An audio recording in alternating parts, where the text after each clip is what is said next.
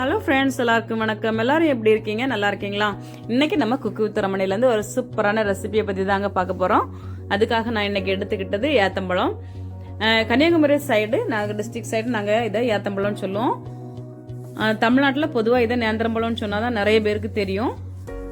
ரொம்ப ஒல்லியாக இருக்கிற குழந்தைங்க புசு புசுன்னு கொழு கொழுன்னு வரணுமா, அப்போ இந்த பழத்தை டெய்லியும் கொடுத்துட்டு வாங்க. சூப்பராக கொழு கொழுன்னு வருவாங்க. இதில் ஒரு சூப்பர் நிறைய விட்டமின்ஸ் இருக்குது. ரொம்ப சத்து நிறைந்த ஒரு பழம்.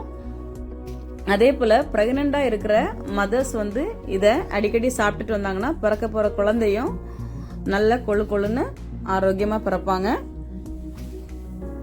குழந்தைங்க பிறந்த 0 to 6 month வரைக்கும் தாய்ப்பால் தவிர வேற எதுவுமே கொடுக்காதுங்க. 6 மாசத்துக்கு அப்புறமா நம்ம எண்ணெய் உணவாக கொடுக்க ஆரம்பிக்கும் பொழுது இப்படிப்பட்ட ஆகாரங்களை கொடுக்கலாம். 6 மாசத்திலிருந்து 8 மாசம் வர குழந்தைங்களுக்கு நல்லா வேக வச்சு மிக்சியில் போட்டு அரைச்சி அதை ஒரு அரிப்பில் வச்சு ஃபில்டர் பண்ணி அரிச்சு கொடுத்தோம்னா நல்லா ஸ்மூத்தியாக இருக்கும். இந்த பழம் மற்ற பழத்தை போல் கிடையாது. இதில் கொஞ்சம் கருப்பு சீடெல்லாம் நிறைய இருக்கும். அதனால அரிப்பில் வச்சு கொஞ்சம் அரிச்சு கொடுத்தோம்னு வச்சுக்கோங்களேன், நல்லா விரும்பி சாப்பிடுவாங்க. நான் இன்னைக்கு 2 பீஸ் பனானா எடுத்து கட் பண்ணி வேக வச்சு எடுத்துக்க போகிறேன். இந்த 2 பீஸு பனானாவும் ஒரு 6 மாதம் குழந்தை சாப்பிடணுமான்னு கேட்டால் கண்டிப்பாக சாப்பிடாது.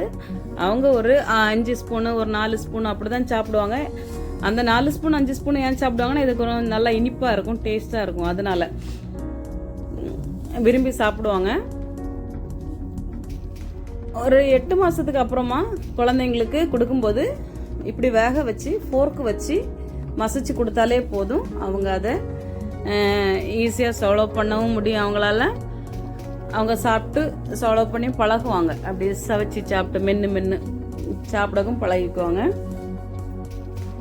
இன்னைக்கு நான் 2 பீஸ் பனானா எடுத்து ஆவியில் வச்சு வேக வச்சு எடுத்துக்கிட்டேன்.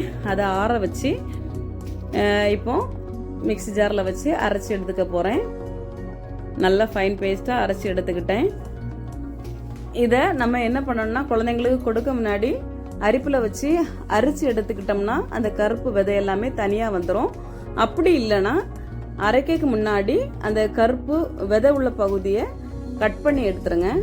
எடுத்துக்கிட்டு அரைச்சி பாருங்கள், கண்டிப்பாக விதை இருக்காது.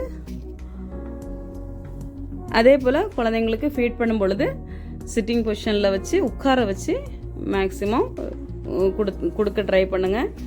படுக்க வச்சு மடியில் படுக்க வச்சுட்டெல்லாம் சிலவங்க ஃபீட் பண்ணுவாங்க. அப்படியெல்லாம் கொடுக்காதுங்க. இவ்வளோ நேரம் என்னுடைய வீடியோவை பார்த்ததுக்கு ரொம்ப ரொம்ப நன்றி.